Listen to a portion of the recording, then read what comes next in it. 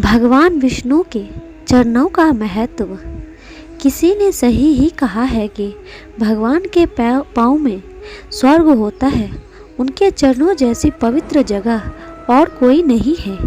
इसीलिए तो लोग भगवान के चरणों का स्पर्श पाकर अपने जीवन को सफल बनाने की होड़ में लगे रहते हैं। लेकिन भगवान के चरणों का इतना महत्व क्यों है? क्या कभी आपने जाना है? भगवान के चरण रंज की ऐसी महिमा है कि यदि इस मानव शरीर में त्रिभुवन के स्वामी भगवान विष्णु के चरणर बिंदुओं की धूली लिपटी हो तो उसमें अंगूर, चंदन या अन्य कोई सुगंध लगाने की जरूरत नहीं। भगवान के भक्तों की कृति रूपी सुगंध तो भगवान ही सर्वत्र फैल जाती है। संसार के पालनहार एवं परम दयालु भगवान विष्णु सब में व्यापक है। शेष नाग की सैया पर भगवान शयन कपने वाले व शंख, चक्र, गदा और पद धारण करने वाले भगवान विष्णु के चरण कमल भूदेवी भूमि और श्री देवी लक्ष्मी के हृदय मंदिर में सबसे विराजित रहते हैं। भगवान के चरणों से निकली गंगा का जल दिन रात लोगों के पापों को धोता रहता है। भगवान के चरण रज की ऐसी महिमा है कि यदि इस मानव शरीर में त्रिभुवन के स्वामी भगवान विष्णु के चरणार बिंदुओं की धूली लिपटी हो तो इसमें अंगूर, चंदन या अन्य कोई सुगंध लगाने की जरूरत नहीं। भगवान के भक्तों की कृति रूपी सुगंध तो स्वयं ही सर्वत्र फैल जाती है। जो मनुष्य नित्य निरंतर उनके चरण कमलों की दिव्य गंध का सेवन करता है, भगवान विष्णु उसके हृदय कमल में अपने चरण कमलों की स्थापना करके स्वयं ही उनके अंतःकरण में निवास करने लगते हैं। भगवान के चरण कमलों के प्रताप से ही उनके सेवकों का मन भटकता नहीं है। उनके मन की चंचलता मिट जाती है और पापों का नाश हो जाता है। पहला, भगवान के चरणों में शंख का चिन्ह है। शंख भगवान का विशेष आयुध है। यह सदा विष्णु भगवान के हाथ में रहता है।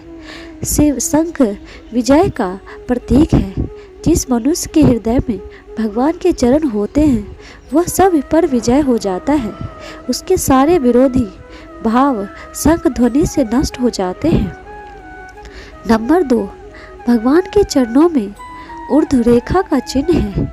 सामुद्रिक विज्ञान के अनुसार जिसके चरण में ऊर्ध्व रेखा होती है वह सदैव ऊंचे की ओर बढ़ता जाता है। जो मनुष्य अपने हृदय में भगवान के चरणों का ध्यान करता है उसकी गति और दृष्टि ऊर्ध्व हो जाती है। यह सीधे ही अपने लक्ष्य को प्राप्त कर लेता है। नंबर 3, भगवान विष्णु के चरणों में राजा बलि का चिन्ह है। भगवान राजा बलि को ठगने गए थे परंतु अपने आप को ठगा आए और उन्हें सदैव राजा बलि के द्वार पर पहरेदार बनकर रहना पड़ता है। भगवान ने बलि के मस्तक पर देवताओं के लिए भी दुर्लभ अपने चरण रखे और चरणों में बलि को स्वीकार कर लिया। राजा बलि का शरीर भगवान के चरणों में अंकित हो गया। इससे बढ़कर सौभाग्य की क्या बात हो सकती है। राजा बलि को पहले राजपद था। प्रहलाद जी ने जो कि उसके पितामह थे उनको समझाया पर बलि नहीं माने। प्रहलाद जी ने देखा कि बीमारी बढ़ गई है तो भगवान का स्मरण किया। भगवान ने वामन रूप में आकर बलि के संपूर्ण राज्य के साथ शरीर तक को नाप लिया। राजा बलि ने जब राजत्व का राज हटाकर मस्तक झुकाया तब प्रभु ने उसके आंगन में खड़े रहना अंगीकार किया। यह मान भंग, ऐश्वर्य नाश आदि भगवान की बड़ी कृपा से होता है। जैसा रोग होता है भगवान वैसे ही दवा देते हैं। बलि का सब कुछ हर लिया पर सुदामा को सब कुछ दे दिया।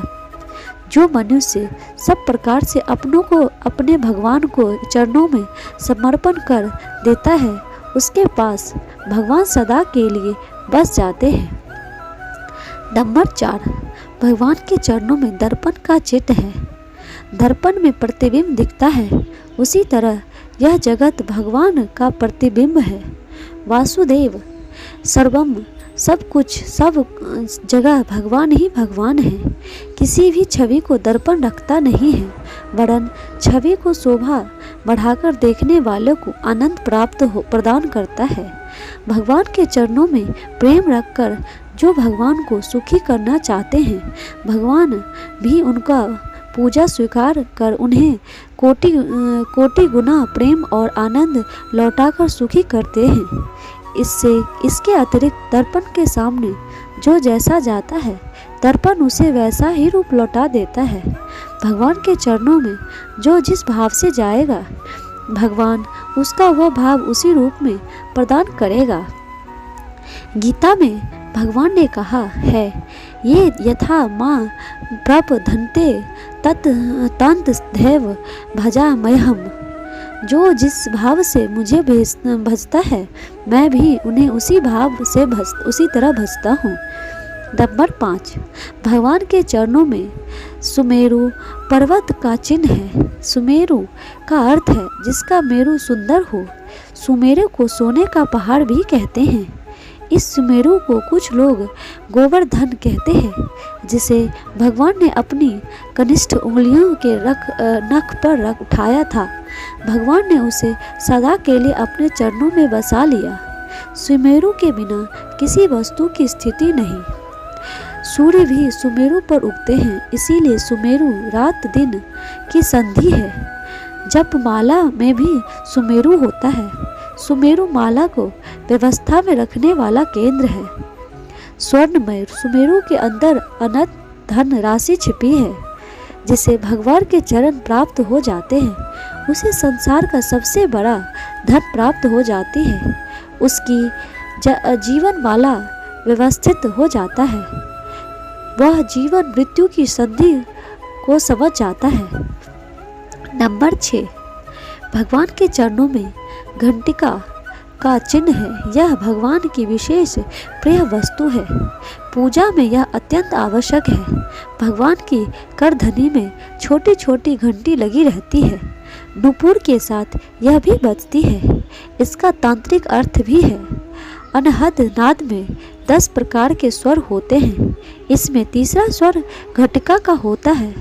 घटी कली कली कलिंग का उच्च उच्चारण करती है। यही श्री कृष्ण का महाबीज प्रेम बीज मंत्र है। यह बीज घटिका के रूप में आया है, इसीलिए पूजा का प्रधान उपकरण है। इसीलिए भगवान के चरणों में इसे स्थान प्राप्त है। नंबर 7, भगवान के चरणों में वीणा का चिन्ह है। वीणा भगवान को विरोधी प्रिय है, जिसे विशेष प्रिय है, जिसे भगवान ने नारद जी को प्रदान किया था। वाद्यों में सबसे प्राचीन वीणा है। वीणा में सारे स्वर का एक साथ है। यह आदिवाद है। गायन की विभूति रूप में इसे भगवान के चरणों में स्थान मिला है। वीणा भगवान का नाम गाती है। जिसके हृदय में भगवान के चरण हैं, उसे हृदय सदैव सब जगह वीणा का स्वर सुनाई देता है। दोस्तों, भगवान विष्णु के चरण का महत्व आपको कैसे लगे, कमेंट बॉक्स में ज़रूर बताइएगा और लाइक शेयर सब्सक्राइब जरूर कीजिएगा। धन्यवाद।